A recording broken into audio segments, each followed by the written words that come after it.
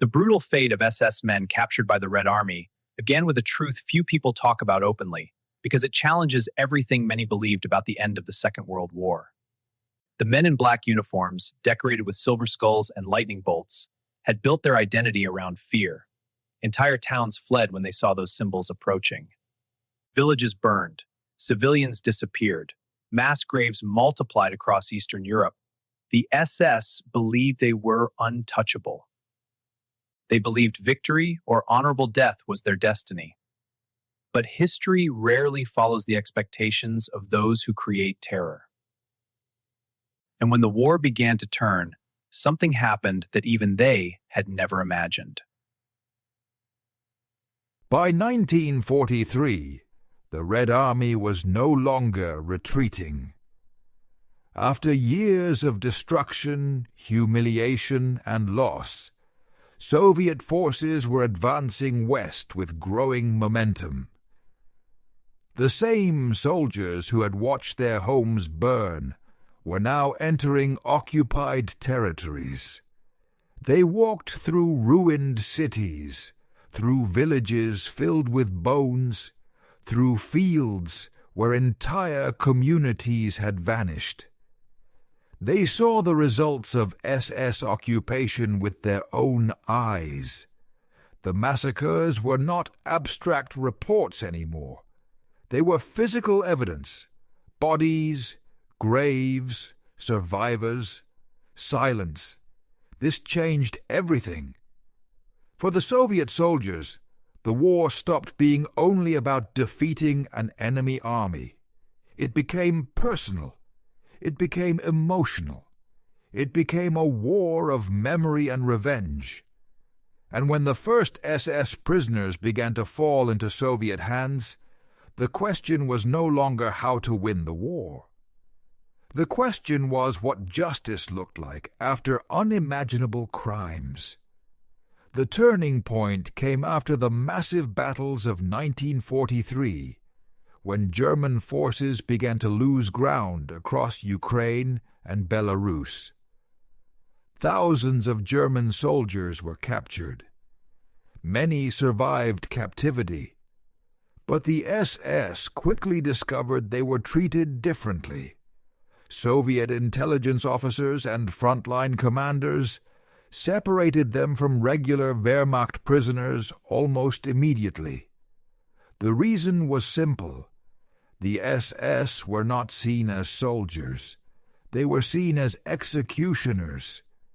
Captured SS officers and men often realized too late that their past actions followed them. Survivors of massacres pointed them out. Documents identified them. Tattoos revealed their affiliation. Entire units had left behind records of killings, deportations, and extermination. For the Red Army, this was not random violence.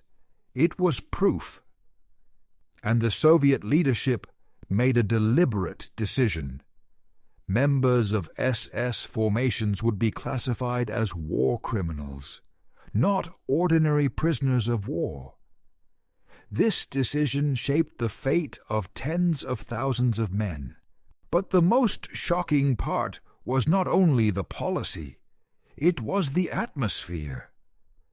Soviet soldiers entering liberated territories encountered scenes that hardened their attitudes permanently. At the first liberated camps, soldiers found gas chambers, warehouses filled with personal belongings, and evidence of industrialized murder. Even experienced combat veterans were shocked. Many later wrote that this was the moment their perception of the war changed forever. Some soldiers lost entire families in occupied territories. Others discovered their hometowns erased from the map. Many had relatives executed by SS units or their collaborators. When these soldiers later guarded SS prisoners, discipline and revenge existed side by side. The result was a brutal reality that historians still debate today. And here is the part rarely discussed in textbooks. The fate of SS prisoners captured by the Red Army became one of the darkest and most controversial chapters of the war's final phase. Some were interrogated for intelligence. Some were sent to labor camps. Others disappeared without records. Survival rates were dramatically lower than for other German prisoners. The difference was not accidental. Before we continue, if you find stories like this important and want more documented World War II history, hit the like button and subscribe. It costs nothing, but it helps us uncover hidden moments of history. And write in the comments, what would you have done if you had seen these crimes with your own eyes? As Soviet forces moved west in 1944 and 1945, the hunt for SS personnel became systematic. Intelligence units compiled lists. Field commanders received instructions. Special groups tracked known war criminals. Identification methods improved. Even when SS men tried to disguise themselves as regular soldiers, details betrayed them. The tattoo under the arm, the language, the records, the witnesses. The final months of the war became a race between escape and capture. Some SS officers fled west, hoping to surrender to the Americans or British. Others tried to disappear among civilians. Some chose suicide. But for many, surrender to the Red Army meant facing a fate shaped by the devastation they had helped create. And in the chaos of collapsing Nazi Germany, what happened to these captured SS men would shock even their former enemies. The methods used, the decisions taken, and the scale of retribution revealed how deeply the war had transformed both sides. This was no longer only a military conflict. It had become something far darker. Because the end of the war in Europe did not bring immediate peace. For many captured SS men, it marked the beginning of a final chapter they never expected. A chapter defined by revenge, ideology, and a belief that justice could be delivered only through suffering. And the events that followed would leave a legacy that continues to divide historians, governments, and societies to this day. The brutal fate of SS men captured by the Red Army did not unfold in chaos or random battlefield violence. It became a system, a structure, a policy that grew harsher as the war moved deeper into the ruins of Europe. By 1944, Soviet forces were no longer reacting. They were preparing. Lists were written. Names were collected. Intelligence officers studied captured documents, interrogated witnesses, and mapped the movements of SS units across the front. The goal was not only victory, it was accountability as the Soviet leadership defined it. And this meant that every captured SS officer could become a source of information before becoming an example. Act 1 began in the territories of Ukraine and Belarus, where entire regions had been devastated. When Soviet troops retook these lands, they uncovered more than destroyed infrastructure. They found patterns, systematic executions, burned villages, mass graves hidden in forests and fields. Survivors stepped forward and spoke. Some had memorized names, others described faces. They remembered accents, ranks, and uniforms. Intelligence officers wrote everything down. These testimonies created a new kind of battlefield weapon: knowledge. For the first time, Soviet commanders could identify specific perpetrators before even encountering them again. Captured SS men quickly realized the difference. Many expected standard prisoner procedures: food, registration, camps, but instead they were separated, questioned, compared against reports. Some denied everything. Others broke under pressure. The interrogations were not only about punishment, they were about networks, locations of collaborators, hidden depots, escape routes. The Soviet war machine adapted rapidly. What had started as emotional rage slowly turned into methodical investigation. Act II emerged as the Red Army crossed into Eastern Europe. Poland, Romania, Hungary. Each step west revealed new layers of occupation. Deportations, forced labor, the destruction of entire communities. At liberated camps, Soviet officers found records that shocked even hardened veterans: detailed lists of transports, numbers of victims, daily reports of killings, efficiency charts. These documents became evidence.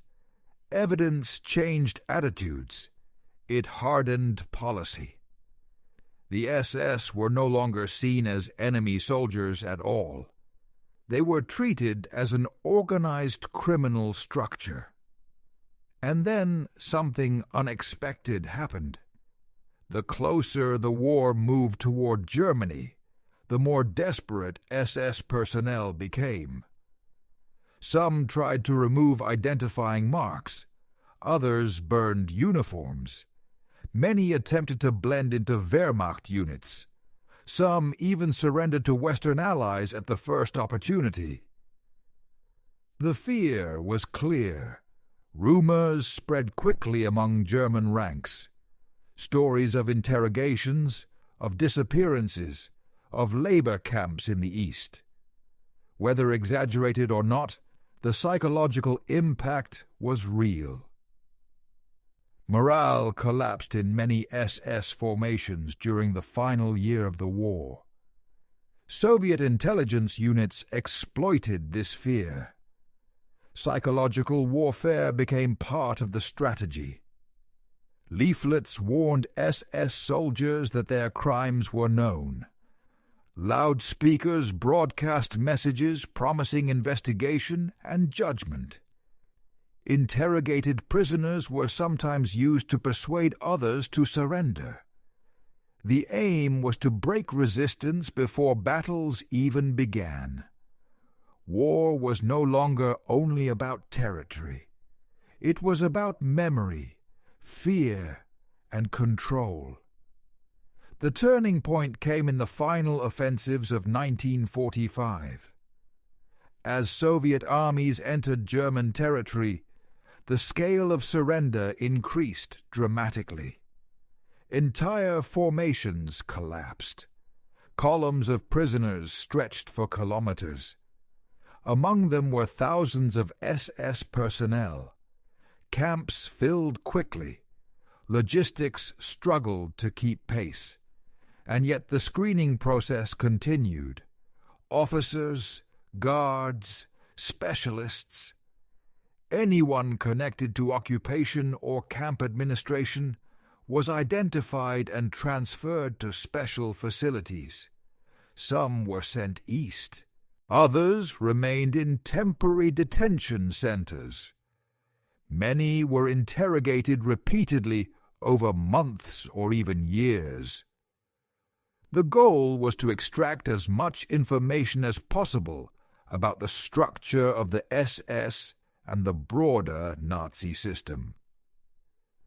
These interrogations contributed to later war crimes investigations, both in the Soviet Union and in Eastern Europe. But they also created controversy. Western observers later questioned methods. Soviet officials defended them as necessary. And this is where historians still disagree. Was this justice shaped by trauma, or revenge disguised as law? The truth lies somewhere in between. The Soviet Union had suffered catastrophic losses, entire cities destroyed, millions of civilians killed, entire generations scarred. The war had blurred the lines between soldier and victim, between legality and survival. For many Soviet soldiers and officers, mercy felt impossible after what they had witnessed. But another dimension also emerged. Not all Soviet commanders supported uncontrolled brutality.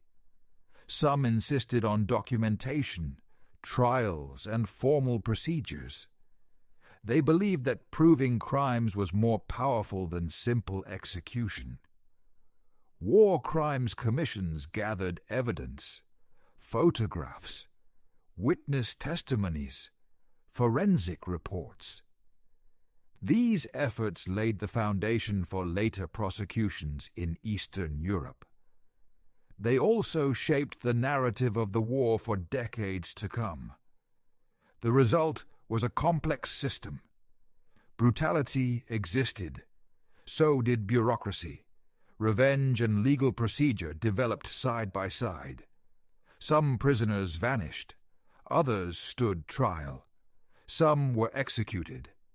Others survived labor camps and returned years later. The reality was not uniform. It depended on location, rank, and timing. This complexity remains one of the most debated aspects of the war's end.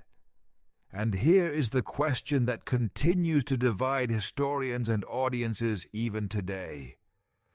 If a war reaches such extremes that entire societies are destroyed, can justice ever remain neutral, or does it inevitably become shaped by suffering and memory?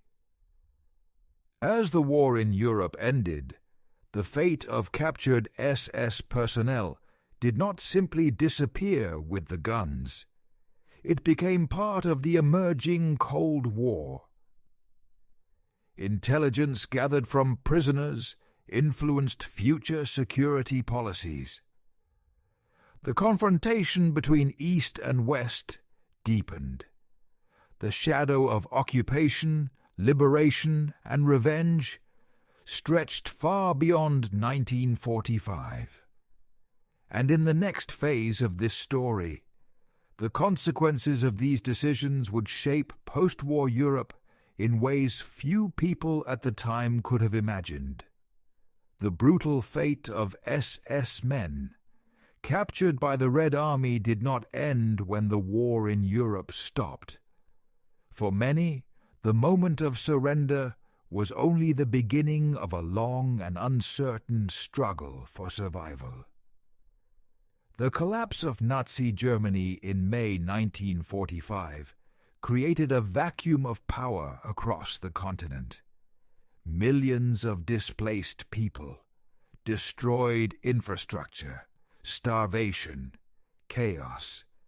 And among the ruins were tens of thousands of captured SS personnel, whose futures would be shaped not only by past crimes, but by the emerging geopolitical rivalry between East and West.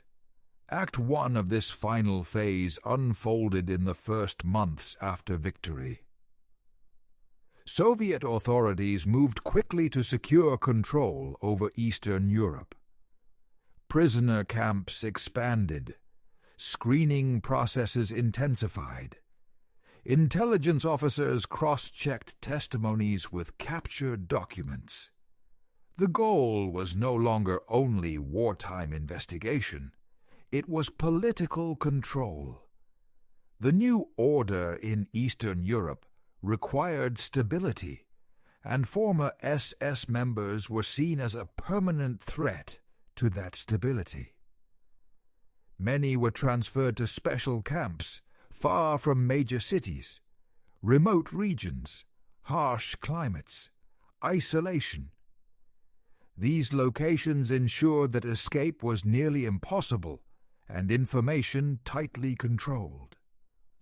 At the same time, the Soviet leadership used captured SS officers as intelligence sources in the new global confrontation. They were questioned about Western contacts, underground networks, and possible anti-Soviet resistance. Some were pressured to cooperate. Others refused. The Cold War had already begun before it had a name. Former enemies became tools in a new conflict. Information gathered from these interrogations influenced early security doctrines and helped shape Soviet perceptions of Western intentions. But Act II revealed another unexpected development. As the years passed, international pressure slowly increased. Western governments demanded information about missing prisoners. Families wrote letters. Human rights organizations began to ask questions. Some Soviet officials recognized that secrecy could damage diplomatic relations. Gradually, limited releases began in the late 1940s and early 1950s. A small number of surviving prisoners were repatriated. Their stories shocked audiences in Germany and beyond. They spoke of forced labor, hunger, and years of uncertainty. Their testimonies became part of a broader debate about justice, responsibility, and memory. Yet many files remained classified. Entire categories of prisoners were never accounted for. Some historians believe that thousands died in remote camps without records. Others argue that the chaos of the post-war years made documentation incomplete rather than intentionally hidden. The truth remains disputed. Even after the collapse of the Soviet Union decades later, new archives continued to reveal fragments of this history. The full picture is still incomplete. Act III focused on the long-term consequences. The treatment of captured SS personnel influenced how post-war societies remembered the conflict. In Eastern Europe, the narrative emphasized punishment and liberation. In Western Europe, the focus shifted toward reconstruction and reconciliation. These competing memories shaped political divisions for generations. The legacy of occupation, revenge, and survival became part of national identity.